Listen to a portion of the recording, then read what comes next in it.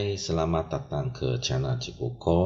Jadi hari ini kita sambung dengan topik yang baru, yaitu part 10 bagi sains tingkatan 4. Jadi seperti biasa, Cikgu akan guna PowerPoint yang disediakan oleh Cikgu Nora Jira Kangri dari SMK Ulu Tiran, Johor. Jadi sebelum kita mulai, jadi kamu boleh subscribe channel Cikgu Ko, buka loceng di tepi, like dan share video Cikgu Ko.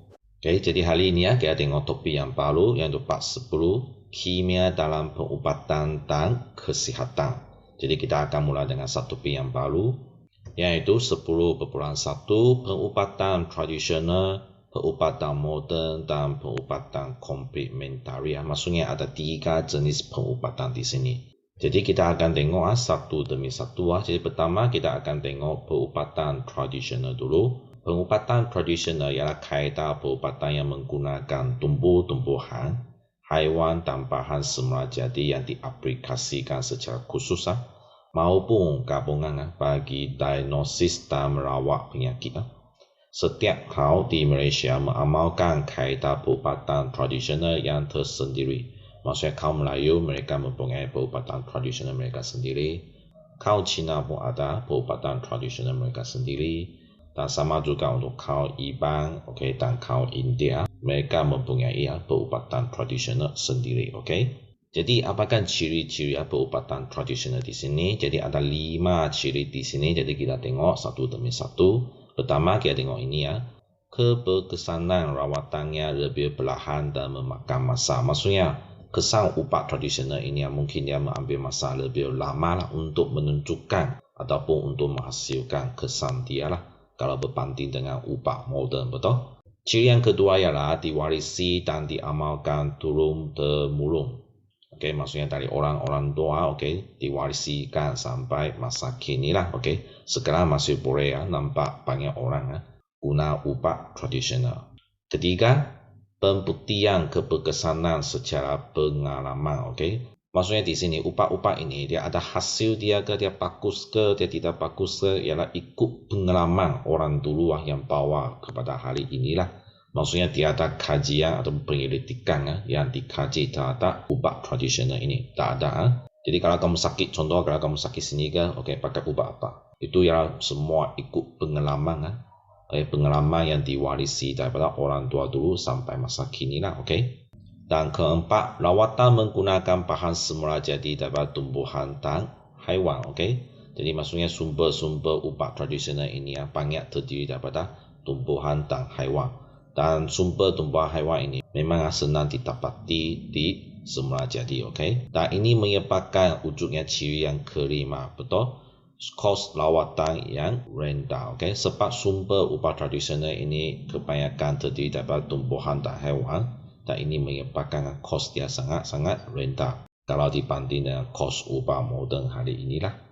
Jadi sekarang kita tengok pengobatan yang jenis yang kedua, yaitu pengobatan moden.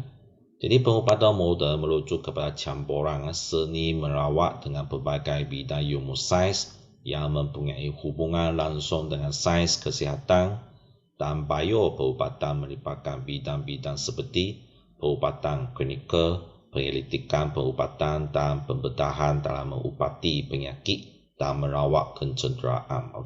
Maksudnya ubat moden ini dia lebih profesional dan mereka akan membuat kajian atau penyelidikan terhadap kesan ubat itu. Sama ada dia memberi kesan yang baik ataupun tidak baik. Maksudnya mempunyai data-data yang lebih profesional Ini merujuk kepada pengobatan moden hari ini kalau berbanding dengan pengobatan tradisional.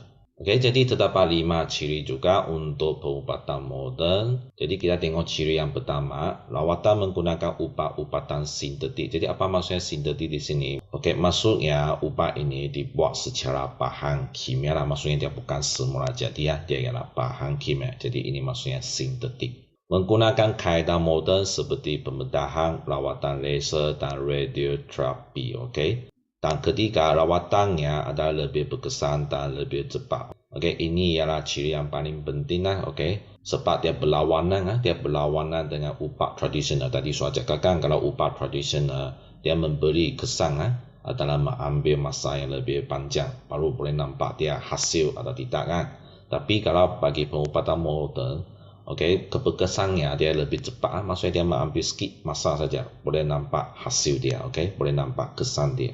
Dan ciri yang keempat, pembuktian kepekesanan secara klinikal, maksudnya dia lebih profesional, dia ada makmal sains, dia ada makmal pengubatan, dan dia ada tata-tata yang lebih profesional, tak ada bukti menunjukkan ubat ini dia baik ataupun tidak baik, okey. Dan ciri yang terakhir ialah kos lawatan yang mahal sebab kamu tengok kaedah moden seperti pembedahan, lawatan laser dan radioterapi ini dia memerlukan bahan yang lebih moden dan lebih mahal, betul. Dan tambahan juga mereka pun ada makmal sains, makmal pengubatan, dan ini memerlukan lebih banyak tenaga manusia, betul. Jadi ini secara langsung akan membawakan kos lawatan moden ini adalah lebih mahal jika berbanding dengan pengubatan tradisional. Jadi kita seterusnya tengok pengubatan jenis yang ketiga, iaitu pengubatan komplementari. Pengubatan komplementari secara praktisnya merujuk kepada kepelbagaian kaedah dalam penjagaan kesihatan yang berasal daripada berbagai bentuk budaya sejak zaman berzamaan. Maksudnya ini pun diwarisi daripada orang dulu-dululah, tapi dia tidak berkaitan dengan ubat. Kaedah ini merangkumi dua bahagian utama, iaitu produs semula jadi, senaman badan dan midang. Kaedah ini boleh dirujukkan bersama rawatan moden bagi melawat sesuatu penyakit seperti rawatan kanser. Maksudnya di sini ialah kaedah ini dia boleh gabung dengan rawatan moden untuk melawat sesuatu penyakit seperti penyakit kanser. Jadi apakah ciri bagi pengubatan komplementari? Jadi ada 3 ciri di sini Jadi kita tengok ciri yang pertama, tidak melibatkan pembedahan dan jahitan terhadap tubuh badan. Dan kedua, tidak menggunakan ubat-ubatan teraputi, dada dan bahan sintetik kimia. Itu yang tadi cikgu saya cakap. Pengubatan komplementari ini dia lebih kepada di luar badan dan tidak menggunakan ubat. Dan ciri yang ketiga ialah mengambil kira pandangan pengamal pengubatan moden dan tradisional. Jadi seterusnya kita tengok apakah ubat-ubat yang digunakan dalam pengubatan tradisional, pengubatan moden dan pengubatan komplementari. Ubat ialah dada atau bahan yang diambil untuk mengawal kesihatan, melawat atau mencegah penyakit. Jadi banyak pelajar memang hairan dada, bukan itu tidak baik Sebenarnya dada awal-awal ini memang dipakai untuk bidang pengubatan untuk melawat penyakit. Tapi masa sekarang ini dada ini dia banyak disalahguna disalahguna oleh orang hari ini. Menyebabkan dada ini nama dia sudah menjadi busuk Sebenarnya dada ini bagus kalau kamu guna dengan baik-baik, terutamanya dalam bidang pengubatan. Ubat dan lawatan ini perlulah ditapakkan daripada pihak-pihak yang berdaulat. Ingat kamu jangan makan ubat sembarangan dan kamu mesti mentapak ubat ini ataupun mentapak lawatan kalau kamu sakitkan. Mesti daripada pihak-pihak yang berdaulat ataupun doktor-doktor yang profesional. Pertama kita tengok ubat tradisional dulu. Ubat tradisional ialah ubat yang diperoleh daripada sumber semula jadi seperti tumbuhan dan haiwan tanpa diproses secara kimia. Ini tadi saya cakapkan salah satu ciri bagi ubat tradisional, iaitu sumber datang daripada tumbuhan dan haiwan secara semula jadi tanpa diproses secara kimia. Ubat ini diamalkan sejak zaman dahulu kala, maksudnya dari orang-orang dulu zaman dulu dan diwarisi sehingga hari inilah. Jadi inilah biasanya sumber-sumber bagi ubat tradisional. Pertama kita tengok aloe vera ataupun kita namakan sebagai lidah buaya. Letiran daripada daunnya disapu pada kulit untuk mengurangkan kesakitan kulit akibat selera matahari, yaitu sunburn atau terkena benda panas.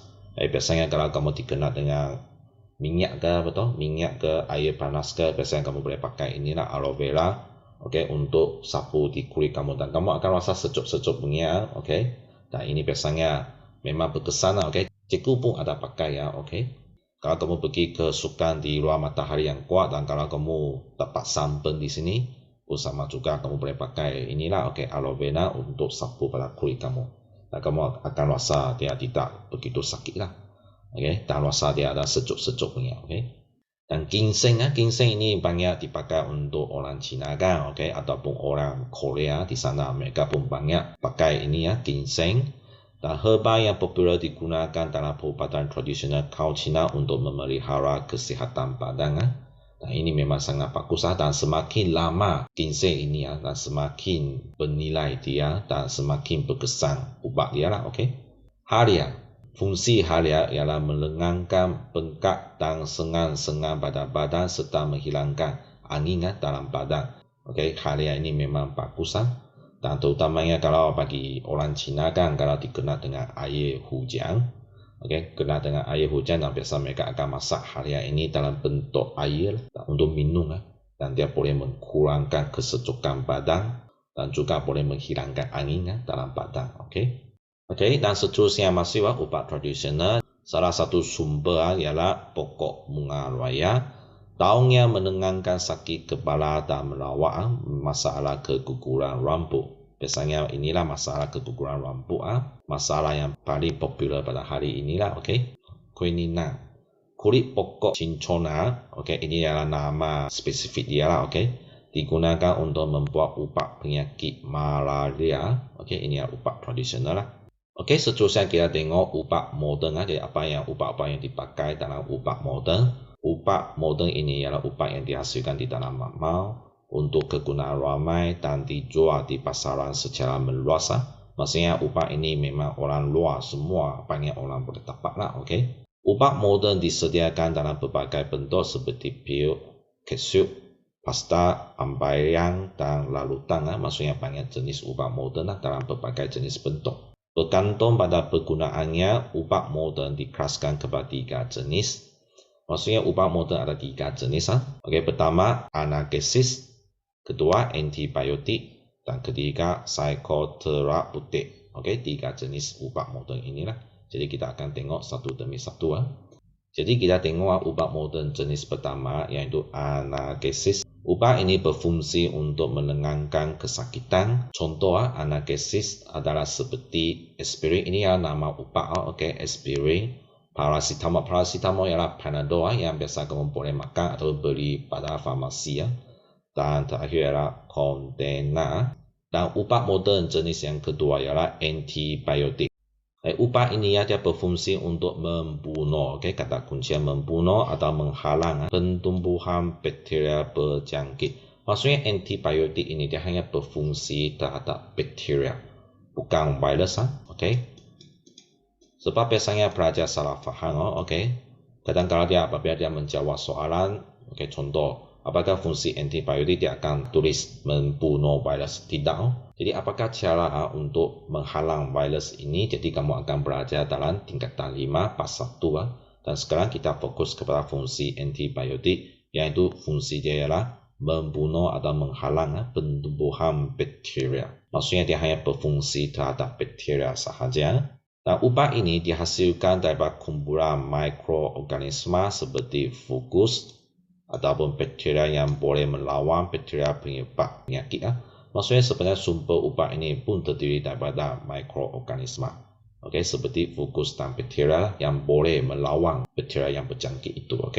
Ubat ini boleh dihasilkan melalui sintetik bahan kimia, maksudnya hasil bahan kimia. Ubat ini perlu dihabiskan mengikut dos yang diberikan untuk memastikan bakteria dihapuskan. Jadi nota ini sangat penting. Maksudnya ubat antibiotik ini kamu jangan makan seberangan. Kalau kamu sudah makan antibiotik ini dan kamu mesti pastikan mesti makan habis. Jangan ingat kamu sudah sehat lepas itu tidak makan lagi. Tidak boleh. Sebab tujuannya kita nak makan habis antibiotik ini adalah supaya boleh pastikan 100% bakteria berjangkit di dalam badan kamu sudah habis dibunuh.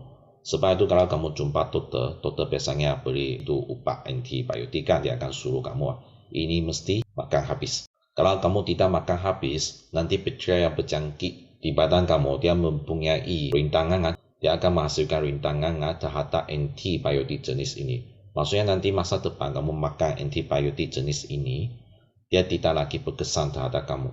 Jadi kamu mesti tukar kepada antibiotik yang lebih kuat lagi untuk membunuh bakteria berjangkit di dalam badan kamu.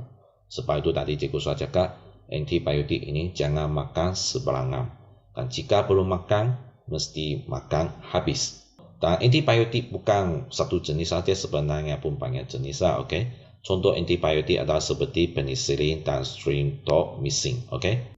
Jadi seterusnya kita tengok ubat moden jenis yang ketiga, okey, iaitu psikoterapeutik ya. Ubat ini digunakan untuk melawat pesakit psikiatrik ya. Apa maksudnya psikiatrik di sini? Maksudnya pesakit yang mempunyai masalah mental ataupun ada masalah perasaan dia lah, okey. Ubat ini tidak boleh diambil sewenang-wenangnya dan perlu mengikut dos yang ditetapkan oleh doktor kerana boleh menyebabkan perubahan perasaan, pemikiran dan kelakuan seseorang. Sebab saya cakap, okey, pesakit psikiatrik ini dia mempunyai masalah perasaan dan mempunyai masalah mental dia. Maksudnya ubat ini ialah fokus kepada untuk melawat pesakit jenis ini. Jadi maksudnya dia boleh mengubah fikiran kamu, boleh mengubah perasaan kamu dan dia boleh mengubah kelakuan kamu. Sebab itu ubat ini tidak boleh mengambil sebarangan. Okay? Mesti mengikut dos yang diberi oleh doktor. Ubat ini boleh dikelaskan kepada 3 jenis, yaitu stimulan. Ubat ini merangsang dan mengaktifkan kegiatan otak, badan dan perasaan pesakit.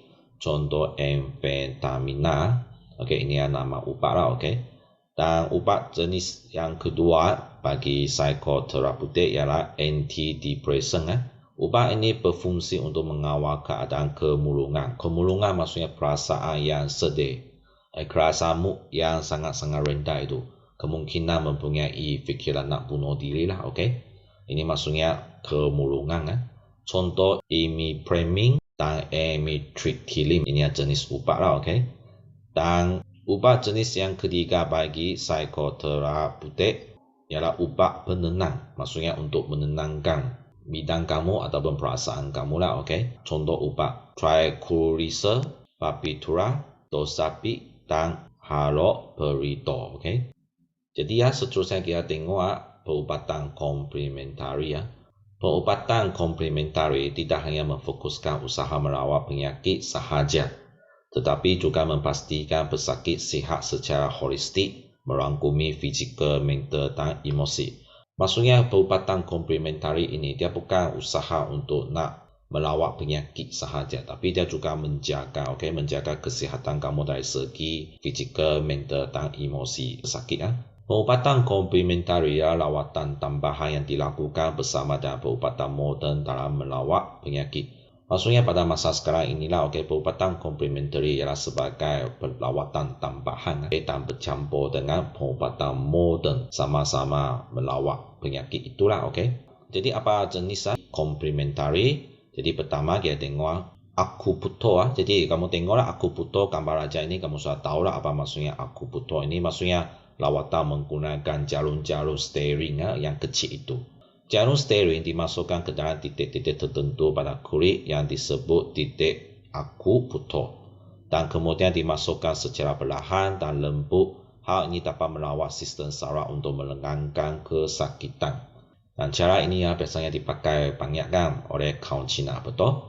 Dan dia tak perlu menggunakan ubat. Biasanya kalau orang sakit kan, apa yang mereka fikirlah ubat Panadol, betul? Paracetamol, betul? Ubat paracetamol, yang itu ubat Panadol makan. Boleh mengurangkan sakit. Tapi kaedah ini, perubatan komplementari ini, akupunktur dia tak perlu makan ubat.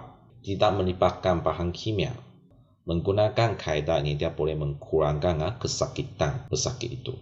Jadi jenis kedua untuk perubatan komplementari jadi ialah chiropraktik. Dan kamu tengok gambar aja ini, kamu sudah tahulah apakah chiropraktik ini dia lebih fokus kepada membetulkan tulang-tulang kamu, okey? Chiropraktik tidak menggunakan ubat, sebaliknya menggunakan kemahiran ahli chiropraktor untuk membetulkan semula kedudukan tulang menggunakan tangan. Ingat, kaedah ini adalah untuk membetulkan semula kedudukan tulang.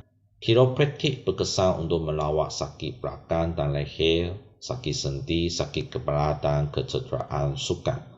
Biasanya banyak dipakai oleh ahli sukan, terutamanya mereka yang membuat banyak latihan sukan ataupun pertandingan. Jadi jenis yang seterusnya ialah urutan tradisional. Jadi kamu tengok gambar aja, kamu sudah tahulah dia memang melibatkan ulu badan kamu, okey. Ulu ialah kaedah untuk memanipulasi tisu lembut badan menggunakan tangan, jari dan penumpuk. Ulu dapat menenangkan keresaan, kesakitan, keletihan, ketenangan otot dan masalah urat saraf. Jadi biasanya orang hari ini panggil menggunakan kaedah inilah urutan tradisional untuk relax badan mereka. Jenis yang seterusnya ialah homeopati. Ubat yang sesuai diberikan kepada pesakit berdasarkan gejala yang ditunjukkan atau dimaklumkan oleh pesakit seperti demam, rasa sakit atau batuk. Ubat yang diberikan menguatkan keupayaan tubuh melawan pesakit yang menyerang, bukannya menyediakan bahan untuk membunuh kuman penyakit tersebut. Jadi ubat jenis ini bukan ubat yang biasa kita makan itu. Ubat yang biasa kita makan sebelumnya sama ada ubat tradisional ataupun ubat moden, tujuan dia ialah untuk membunuh kuman ataupun bakteria di dalam badan kita. Tapi ubat jenis ini homeopati dia tujuan bukan untuk membunuh kuman ataupun bakteria di dalam badan kita. Tapi sebaliknya dia meningkatkan ketahanan badan kita untuk melawan balik kuman ataupun bakteria di dalam badan kita itu. Maksudnya tujuan dia ialah untuk ketahanan ataupun keupayaan badan kita, bukan fokus kepada kuman ataupun bakteria. Boleh faham di sini? Jadi jenis yang terakhir ialah terapi herba. Terapi herba menggunakan tumbuhan ataupun bahagian tumbuhan yang memiliki khasiat untuk mengubati pesakit. Penggunaan herba lebih diyakini oleh orang ramai kerana sumber semula jadi tidak mendatangkan kesan sampingan dan tidak mengandungi kandungan dadah yang memutarakan kesihatan. Jadi ini terapi herba dan biasanya dipercayai oleh orang ramai sebab pertama sumber dia semula jadi dan kedua dia tidak mengandungi bahan kimia terutamanya kandungan dadah yang boleh membawa kesan kepada badan kita. Seterusnya kita tengok penggunaan ubatan buatan manusia dan ubatan daripada sumber semula jadi. Ubat dihasilkan daripada dua sumber, iaitu sama ada buatan manusia, iaitu sintetik, iaitu bahan kimia yang dihasilkan oleh manusia. Adapun daripada sumber semula jadi, dan ini lebih merujuk kepada ubat tradisional. Ubat tradisional biasanya diperoleh daripada sumber semula jadi, manakala kebanyakan ubat moden dihasilkan oleh manusia dengan menyediakan sebahagian kimia yang mempunyai struktur molekul yang sama ataupun hampir sama dengan struktur molekul bahan aktif dalam sesuatu ubat tradisional. Sebenarnya ubat moden hari ini dia ialah menggunakan bahan kimia dan struktur bahan kimia ini dia hampir sama ataupun sama dengan struktur ubat tradisional. Sebab ubat tradisional hari ini dia susah didapati, terutamanya sumber semula jadi daripada tumbuhan dan haiwan semakin berkurang pada hari inilah dan memberi kesan yang lebih lambat untuk ubat tradisional. Manakala ubat moden dia memberi kesan yang lebih cepatlah. Jadi apakah pembezaan bagi ubat buatan manusia iaitu ubat moden dan ubat daripada sumber semula jadi iaitu ubat tradisional? Pembezaan pertama, dihasilkan di mamal dan dikomersialkan secara besar-besaran untuk kegunaan ramai. Contoh vitamin C dalam bentuk pil dijual di farmasi. Ini maksudnya buatan manusia lah, betul? Manakala ubat daripada sumber semula jadi ialah diperoleh daripada tumbuhan dan haiwan. Seperti contoh vitamin C daripada buah-buahan.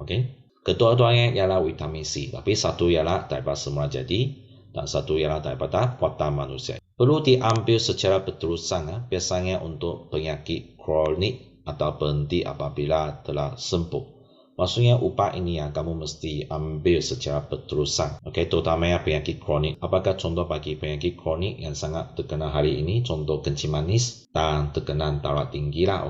Tetapi bagi ubat semula jadi ialah perlu diambil atau diamalkan secara berterusan dalam jangka masa yang lama supaya berkesan. Ubat buatan manusia, bukti penyembuhan berdasarkan ujian klinikal. Maksudnya dia ada buat itu kajian atau penyelidikan dan dia ada itu data-data bukti melalui kumpulan yang profesional lah.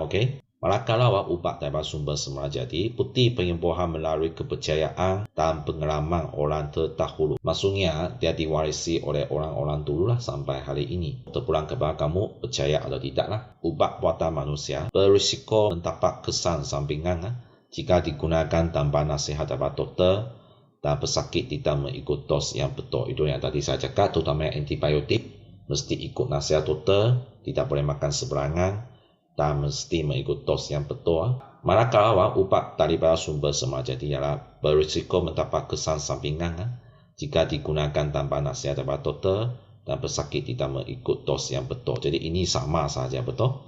Jadi apakah kesan penyalahgunaan ubat-ubatan?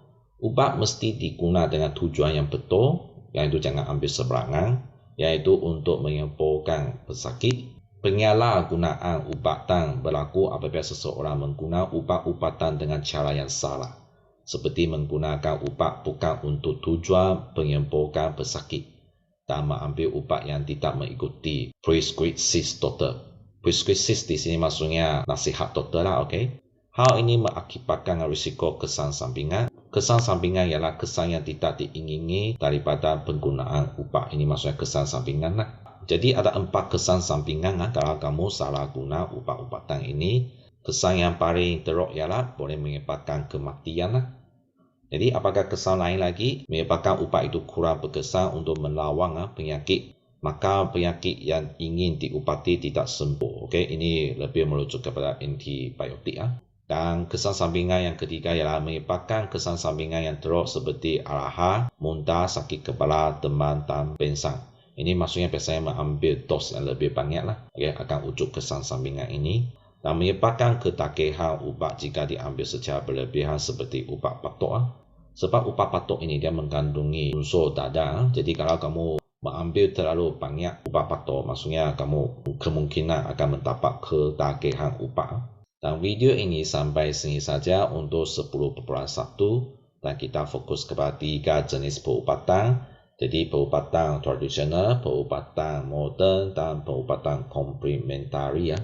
Jadi apakah ciri-ciri 3 jenis ubat ini dan apakah ubat-ubat dan kaedah yang dipakai dalam 3 jenis perubatan ini dan apakah pembezaan atau persamaan di antara ubat semula jadi dan ubat buatan manusia. Jadi ini adalah isi kandungan untuk video inilah. Jadi kalau kamu suka video Cikgu Ko, jangan lupa subscribe channel Cikgu Ko, buka loceng di tepi, like dan share video Cikgu Ko. Jadi kita jumpa lagi pada video yang seterusnya. Okay? Bye-bye.